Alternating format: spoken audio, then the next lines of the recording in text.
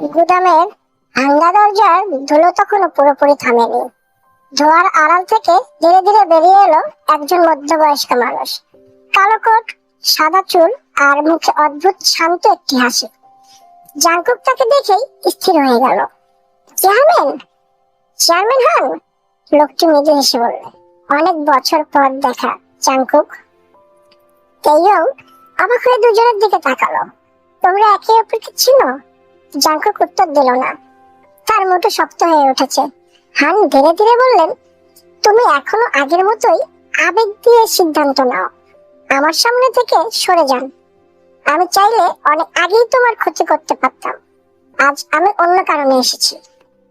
ঠিক তখনই গুদামের বাইরে গুলির শব্দ ভেসে এলো। ঠাস ঠাস। চেয়ারম্যান হনের সঙ্গে আসে নিরাপত্তারক্ষীরা দ্রুত অবস্থান নিল। জাঙ্কুক তৎক্ষণাৎ তেইয়ংকে একটি কংক্রিটের দেয়ালের আড়ালে নিয়ে গেল। তুমি এখানে নিচু হয়ে থাকো। তুমি কোথায় যাচ্ছ? ওদের থামাতে হবে।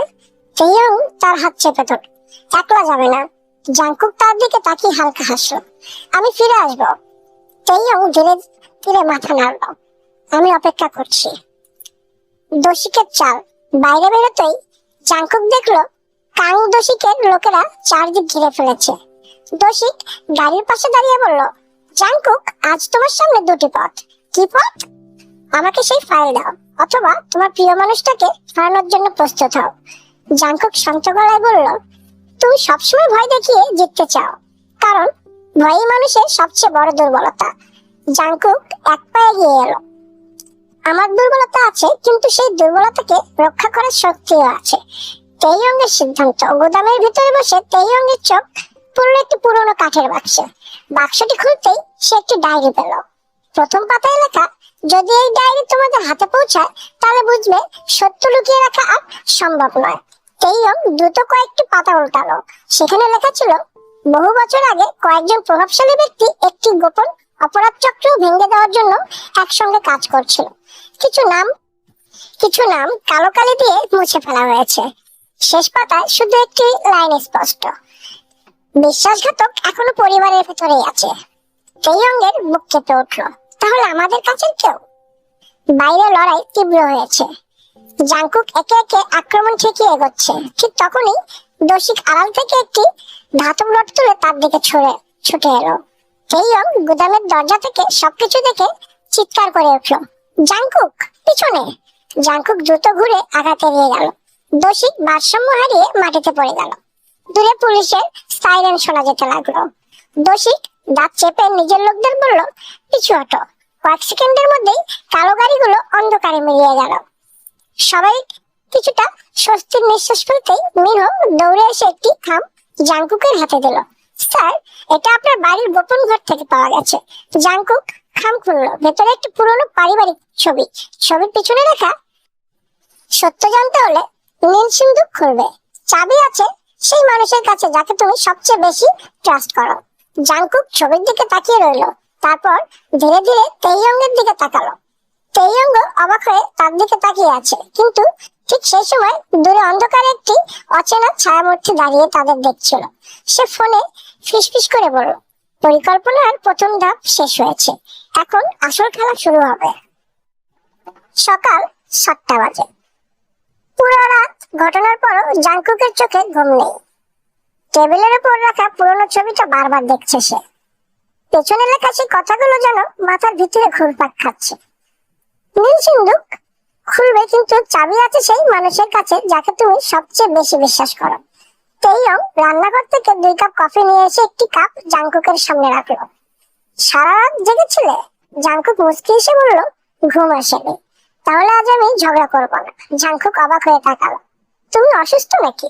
তেইয়ং ভ্রু কুঁচকে বলল, মনে হচ্ছে আবার শুরু করব। না না, আজকে শান্তিই ভালো। দুজনে হেসে উঠল।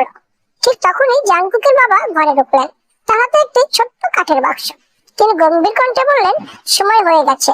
জাঙ্কুক উঠে দাঁড়ালো। কিসের সময়? তিনি বাক্সটা খুললেন। ভেতরে একটি পুরনো রূপার চাবি। এই চাবিটা তোমার দাদু আমাকে দিয়েছিলেন। বলেছিলেন একদিন এটা তোমার হাতে তুলে দিতে। জাঙ্কুক বিস্ময়ে চাবিটা হাতে নিল। তেইয়ং ধীরে ধীরে বলল, তাহলে নীল সিন্দুকের চাবি? জাঙ্কুক মাথা নাড়ল। তাদের ওল্ড ফার্ম হাউসে দুপুরের দিকে সবাই শহরের বাইরে তাদের পুরনো পারিবারিক বাড়িতে পৌঁছালো। বাড়িটা বহু বছর ধরে বন্ধ। ধুলো মাখা করিডোর, পুরনো আসবাব আর দেয়ালে ঝুলে থাকা বিভিন্ন কিছু ছবি, সব মিলিয়ে যেন রহস্যময় এক জায়গা। জাংকুক সিঁড়ি বেয়ে নিচে স্টোর রুমে নামলো। ঘরের এক কোণে কাপড়ে ঢাকা একটি বড় নীল সিন্দুক। সে ধীরে কাপড়টা সরিয়ে দিল। তেইয়ং নিঃশ্বাস আটকে দাঁড়িয়ে রইল। চাবিটা তালায় ঢুকিয়ে জাংকুক ঘুরিয়ে দিল। ক্লিক, সিন্দুক খুলে গেল। সিন্দুকের ভেতরে ছিল কয়েকটি পুরনো ফাইল, একটি ডায়েরি, একটি সোনালী পেন ড্রাইভ আর একটি সিল করা খাম। খামের উপর বড় অক্ষরে লেখা, শুধু জাংকুক ও তেইয়ং এর জন্য। তেইয়ং বিস্ময়ে বলল, আমাদের দুজনের নাম আবার? জাংকুক খাম খুললো। ভেতরে একটি চিঠি। যদি তোমরা চিঠি পড়ো তাহলে বুঝবে তোমরা সত্যের খুব কাছে চলে এসেছো। তোমাদের পরিবারকে ধ্বংস করতে যে মানুষটি এত বছর ধরে পরিকল্পনা করছে সে বাইরের কেউ নয়। সে বহুদিন ধরে তোমাদের বিশ্বাস অর্জন করেছে। চিঠির শেষ লাইন পড়তে জাংকুকের মুখের রং বদলে গেল। তার নাম শুরু হয় ইংরেজি অক্ষর এম দিয়ে। ঠিক তখনই ঘরের আলো নিভে গেল। পুরো স্টোররুম অন্ধকার। কয়েক সেকেন্ড পর আবার আলো জ্বলে উঠতে টেবিলের উপরে থাকা পেন ড্রাইভটি নেই। জাংকুক চারদিকে তাকালো। কে? দরজার কাছে একটি ছায়ামূর্তি দাঁড়িয়ে, তার মুখ ঢাকা। সে মৃদু এসে বলল, তোমরা অনেক দেরি করে ফেলেছ। লোকটি ধোয়ার একটি ছোট ক্যানিস্টার ছুঁড়ে মারল। ঘর ধোঁয়ায় ভরে গেল। জাংকুক তেইয়ংয়ের হাত ধরে দ্রুত বাইরে বেরিয়ে এলো। ধোঁয়া সরে গেলে দেখা গেল লোকটি উধাও, আর সঙ্গে নিয়ে গেছে সেই গুরুত্বপূর্ণ পেন ড্রাইভ। জাংকুক দাঁত চেপে বলল, সে খুব বেশি দূরে যেতে পারবে না। তেইয়ং দৃঢ় কণ্ঠে বলল, এবার আমরা একসঙ্গে ওকে খুঁজে বের করবো। ঠিক তখনই জাংকুকের ফোনে একটি ভিডিও চলে এলো। স্ক্রিনে দেখা গেল চুরি হওয়া পেন ড্রাইভটি, তারপর একটি বিবৃতি এবং বিকৃত কণ্ঠ ভেসে এলো। যদি সত্য জানতে চাও, আজ রাত 12টায় সিউলের পুরনো রেল স্টেশনে এসো, কিন্তু একা। জাংকুক ও তেইয়ং একে অপরের দিকে তাকালো। তারা বুঝতে পারলো এটাই হয়তো তাদের জীবনের সবচেয়ে ইম্পর্টেন্ট ফাঁদ। রাত 11:45। সিউলের বহু বছর ধরে পরিত্যক্ত পুরনো একটি রেল স্টেশন কুয়াশায় ঢাকা। চারিদিকে নিস্তব্ধতা। দূরে ভাঙ্গা প্ল্যাটফর্মে একটি ট্রেনের মরিচা ধরা বগি দাঁড়িয়ে আছে। জাংকুক ধীরে ধীরে এগিয়ে যাচ্ছে, তেইয়ং কয়েক কদম পেছনে। তুমি তো বলেছিলে একা আসবে।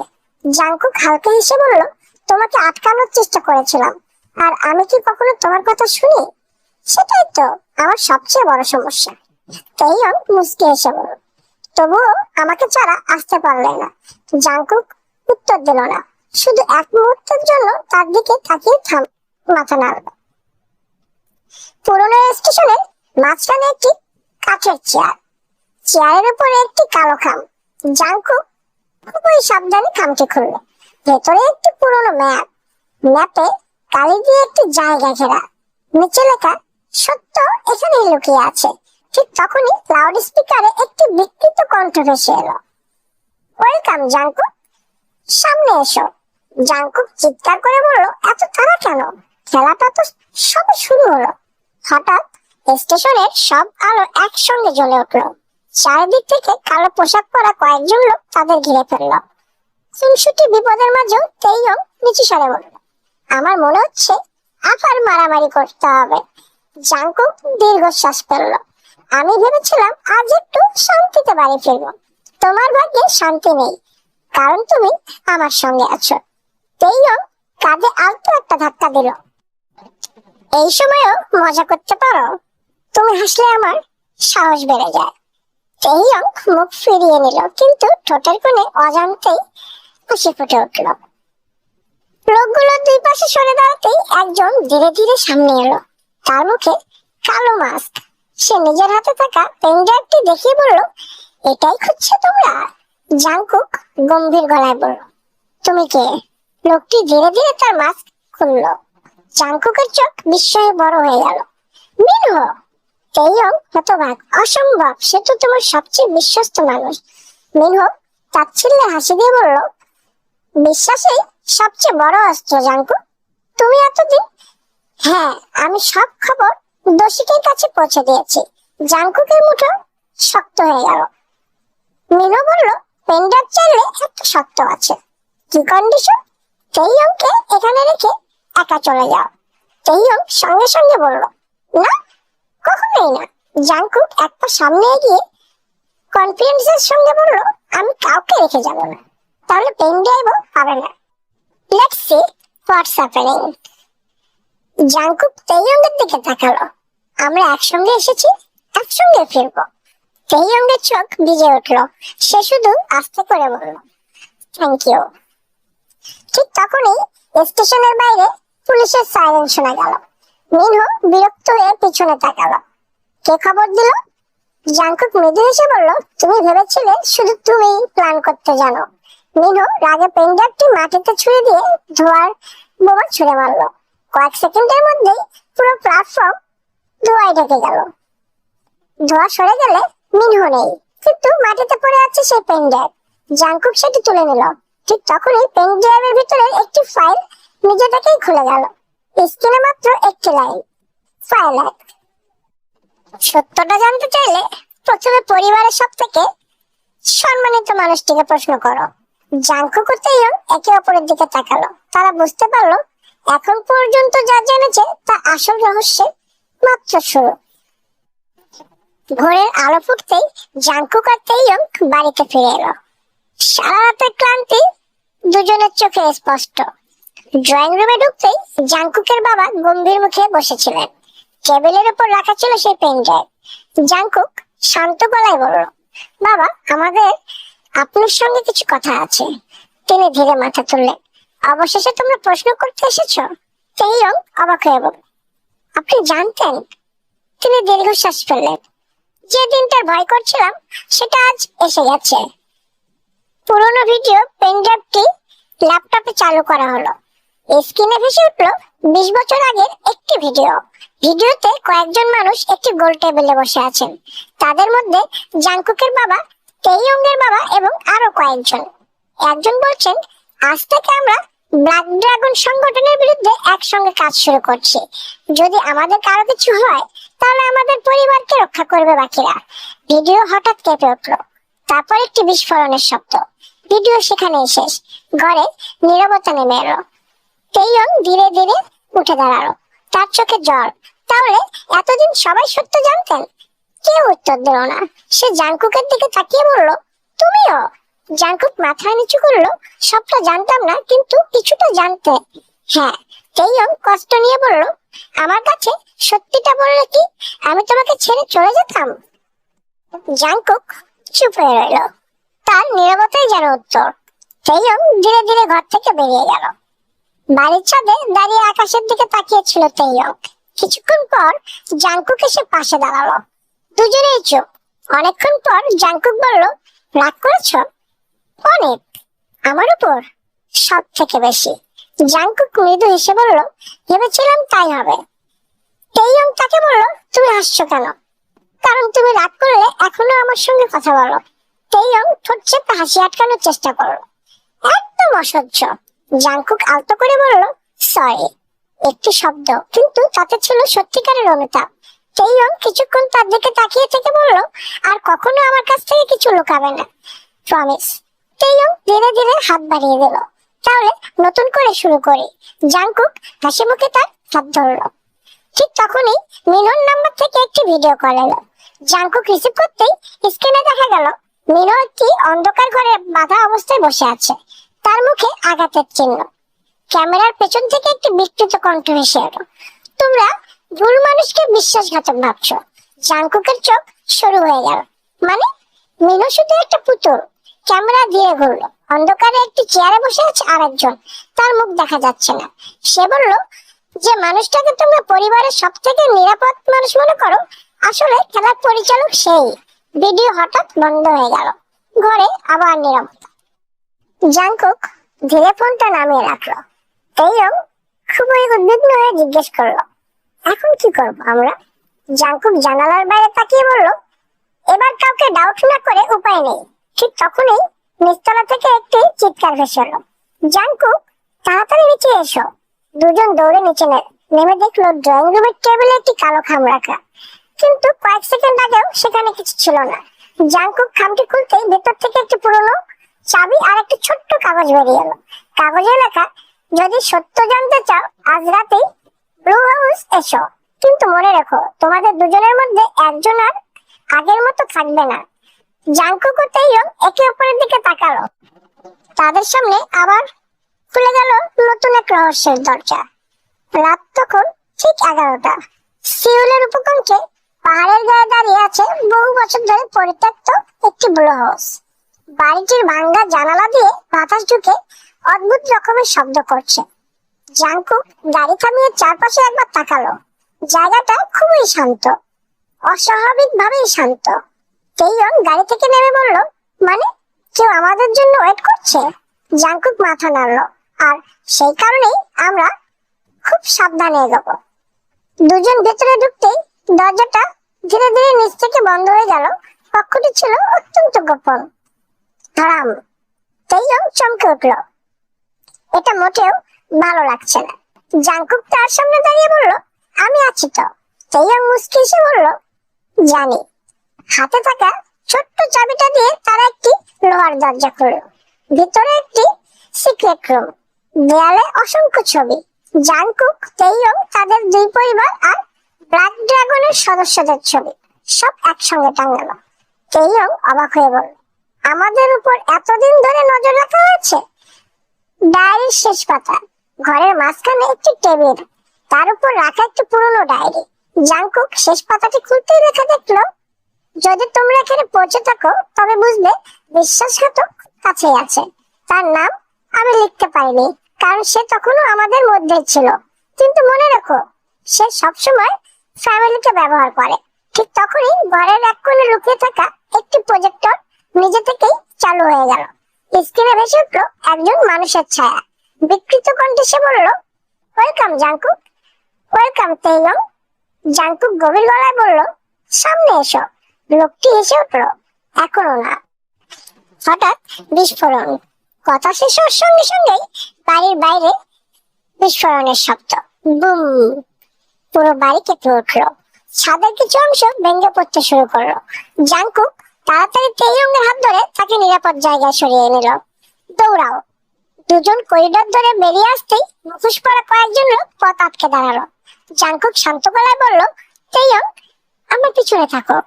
তেইয়ং মাথা নাড়ল, আজ আর না, আমরা একসঙ্গে লড়বো। জাংকুক মৃদু এসে বলল, ঠিক আছে, তবে একটু সাবধানে। সংক্ষিপ্ত কিন্তু তীব্র ধস্তাধস্তির পর তারা বেরিয়ে আসতে সক্ষম হলো। বাড়ির বাইরে এসে দেখে একটি কালো এসইউভি দাঁড়িয়ে আছে। গাড়ির দরজা খুলে একজন নারী নেমে এলেন। তার বয়স প্রায় 50। জাংকুক তাকে দেখেই স্তব্ধ। আপনি? নারীটি শান্ত কণ্ঠে বললেন, অনেক বছর পর দেখা হলো জাংকুক। তেইয়ং অবাক হয়ে জিজ্ঞেস করল, আপনি কে? নারীটি কয়েক মুহূর্ত চুপ থেকে বললেন, আমার নাম ইয়ন সো ইয়ন। জাংকুকের কণ্ঠ কেঁপে উঠল, ইম্পসিবল, সবাই তো বলেছিল আপনি মারা গেছেন। নারীটির চোখ ভিজে উঠল, না জাংকুক, আমি এখনো বেঁচে আছি। তেইয়ং বিস্ময়ে জাংকুকের দিকে তাকালো। জাংকুক ফিসফিস করে বলল, উনি আমার মম। তেইয়ং এর নিঃশ্বাস যেন থেমে গেল। এত বছর ধরে যাকে মৃত মনে করে আমরা ভেবেছিলাম, তিনি হঠাৎ তাদের সামনে দাঁড়িয়ে। কিন্তু তার আগেই দূরের পাহাড়ের উপর থেকে একটি লাল লেজার ডট এসে জাংকুকের বুকে থেমে গেল। তেইয়ং আতঙ্কিত হয়ে চিৎকার করলো, জাংকুক, নিচু হও। আর ঠিক সেই মুহূর্তেই গুলির শব্দে চারিদিক কেঁপে উঠল। ফাঁস! গুলির শব্দে পুরো পাহাড় কেঁপে উঠল। জাংকুক মুহূর্তের মধ্যে নিচু হয়ে পড়তেই গুলিটি তার কাপ ছুঁয়ে পাশের গাছে গিয়ে ঠেকলো। জাংকুক! তেইয়ং দৌড়ে তার কাছে যেতে চাইলে জাংকুক চিৎকার করে বলল, না, নিচু হয়ে থাকো। ইয়ন সো ইয়ন দ্রুত তাদের একটি পাথরের আড়ালে নিয়ে গেলেন। তার মুখে কোনো ভয় নেই, বরং তিনি যেন আগে থেকেই এমন কিছুর জন্য প্রস্তুত ছিলেন। ওরা পাহাড়ের উপরে, আমাদের এখান থেকে বের হতে হবে। জাংকুক অবাক হয়ে তাকালো, আপনি জানতেন? ইয়ন সো ইয়ন শান্ত গলায় বললেন, 15 বছর ধরে আমি এই মানুষগুলোর হাত থেকে পালিয়ে বেড়াচ্ছি। আসল বিশ্বাসঘাতক ঠিক তখনই পাহাড়ের উপর থেকে ধীরে ধীরে নেমে এলো একজন। তার মুখে আর কোনো মাস্ক নেই। তাকে দেখেই জাংকুক হতভম্ব হয়ে গেল। চাচা! লোকটি ছিল জাংকুকের পরিবারের সবচেয়ে সম্মানিত সদস্য, আঙ্কেল জিন ইউ। সবাই যাকে সৎ, ভদ্র এবং পরিবারের রক্ষক বলে জানত। জিনু হেসে বলল, অবশেষে সত্য জেনে গেলে। তেইয়ং অবিশ্বাসের চোখে তাকিয়ে রইল। হ্যাঁ, ব্ল্যাক ড্রাগনের আসল পরিচালক আমি। জাংকুক রাগে কাঁপতে লাগলো। আপনি নিজের পরিবারকেও ব্যবহার করেছেন? জিনু ঠান্ডা গলায় বলল, ক্ষমতা আর টাকার কাছে সম্পর্কের কোনো মূল্য নেই। জিনিয়র লোকেরা চারদিক থেকে এগিয়ে এলো। জাংকুক ও তার সহযোগীরা সবাই মিলে প্রতিরোধ শুরু করলো। তেইয়ং পিছিয়ে রইল না। সে আহত একজন নিরাপত্তা রক্ষীকে নিরাপদ জায়গায় সরিয়ে দিল এবং পুলিশের অবস্থান জানিয়ে দিল। পুলিশ আসতে লাগলো এবং লড়াই চলতেই থাকলো। অবশেষে জাংকুক মুখোমুখি হলো জিনু। দুজনের মধ্যে তীব্র হাতাহাতি শুরু হলো। এক পর্যায়ে জিনু একটি ছুরি বের করলো। ঠিক তখনই তেইয়ং চিৎকার করে উঠলো, জাংকুক সাবধানে! জাংকুক দ্রুত আঘাত এড়িয়ে জিনুর হাত থেকে ছুরিটি ফেলে দিল। দূর থেকে পুলিশের সাইরেন শোনা গেল। জিনু পালানোর চেষ্টা করতেই চারিদিক থেকে পুলিশ তাকে ঘিরে ফেললো। সে শেষবারের মতো জাংকুকের দিকে তাকিয়ে বলল, এই খেলা এখানেই শেষ নয়। জাংকুক কনফিডেন্স নিয়ে বলল, তোমার জন্য আজই শেষ। পুলিশ তাকে অ্যারেস্ট করে নিয়ে গেল। সূর্য উঠতেই শুরু করেছে। দীর্ঘদিনের ভয়, দুশ্চিন্তা আর লুকিয়ে থাকা সত্ত্বে অবসান ঘটতে চলেছে। তেইয়ং ধীরে জাংকুকের পাশে এসে দাঁড়ালো। সব শেষ হয়ে গেল। জাংকুক আকাশের দিকে তাকিয়ে মৃদু আসলো। মনে হচ্ছে এবার সত্যি শান্তিতে নিঃশ্বাস নেওয়া যাবে। তেইয়ং হেসে বলল, তবে একটা কথা। কি? কাল সকাল থেকে কিন্তু আবার আমার কফি চুরি করলে ঝগড়া হবে। জাংকুক হেসে উঠল। তাহলে বুঝলাম সবকিছুই আগের মতোই থাকবে। তেইয়ং মুচকে এসে তার হাত ধরল। দুজন পাশাপাশি দাঁড়িয়ে নতুন সূর্যোদয় দেখতে লাগলো। দূরে পুলিশ গাড়ি চলে যাচ্ছে আর পাহাড়ের উপরে আলো ছড়িয়ে পড়ছে। তাদের জীবনের সবচেয়ে অন্ধকার অধ্যায় শেষ হতে চলেছে, কিন্তু তাদের ভালোবাসা, খুনসুটি আর একসঙ্গে পথ চলা সেটা কেবল শুরু। 3 মাস পর সিউলের আকাশ আজ একদম পরিষ্কার। দীর্ঘ তদন্তের পর ব্ল্যাক ড্রাগন চক্র পুরোপুরি ধ্বংস হয়েছে। জিনু এবং তার সহযোগীদের বিরুদ্ধে আদালতে বিচার চলছে। দুই পরিবার ধীরে ধীরে স্বাভাবিক জীবনে ফিরে এসেছে। তেইয়ং আবার নিজের কাজে ব্যস্ত, আর জাংকুক গোপন অপারেশনের দায়িত্ব থেকে সরে এসে স্বাভাবিক জীবন বেছে নেওয়ার সিদ্ধান্ত নিয়েছে। যে ঝগড়া কখনো শেষ হয় না। এক সকালে রান্নাঘর থেকে তেইয়ং এর চিৎকার শোনা গেল, জাংকুক! জাংকুক শান্তভাবে উত্তর দিল, কি হয়েছে? আমার কফি কি খেয়েছে? জাংকুক নিজের মগটা লুকিয়ে বলল, না, আমি তো খাইনি। ঠিক তখনই তার ঠোঁটের উপর কফির ফেনা দেখে তেইয়ং ভ্রু তুলল। প্রমাণ তো তোমার মুখেই আছে। জাংকুক হেসে বলল, আচ্ছা, অল্প একটু খেয়েছি। তেইয়ং রাগ দেখিয়ে একটি কুসুম ছুঁড়ে মারল। জাংকুক সেটা ধরে ফেলল। দেখলে সবকিছু আগের মতোই আছে। তেইয়ং হেসে ফেলল। সেদিন সন্ধ্যায় দুই পরিবার একসঙ্গে ডিনার টেবিলে বসেছিল। জাংকুকের বাবা উঠে দাঁড়িয়ে বললেন, গত কয়েক মাস আমাদের অনেক কিছু শিখিয়েছে। তেইয়ং এর বাবা মৃদু হেসে যোগ করলেন, সবচেয়ে বড় শিক্ষা, সত্য লুকিয়ে রাখলে শুধু কষ্টই বাড়ে। তিনি জাংকুক আর তেইয়ং এর দিকে তাকিয়ে বললেন, তোমরা যদি ফিউচার একসঙ্গে গড়তে চাও, আমাদের আশীর্বাদ রইল। দুজনেই কিছুক্ষণ একে অপরের দিকে তাকিয়ে রইল। তেইয়ং লাজুক হেসে মাথা নিচু করল। জাংকুকের মুখেও অনেক দিনের পর স্বস্তির হাসি ফুটল। একটি শান্ত প্রতিশ্রুতি, রাতের ছাদ, সিউল শহরের আলো দূরে ঝিলমিল করছে। তেইয়ং রেলিংয়ে ভর দিয়ে দাঁড়িয়ে। জাংকুক ধীরে ধীরে তার পাশে এসে দাঁড়ালো। কি ভাবছো? ভাবছি আমাদের জীবনটা কত বদলে গেছে। জাংকুক মৃদু স্বরে বলল, একটা জিনিস বদলায়নি। কি? তোমার সঙ্গে ঝগড়া করতে এখনো আমার ভালো লাগে। তেইয়ং হেসে মাথা নাড়ল। তুমি কোনোদিন চেঞ্জ হবে না। ট্রাইও করবো না। কয়েক মুহূর্ত নীরবতা। জাংকুক আলতো করে তেইয়ং এর হাত ধরল।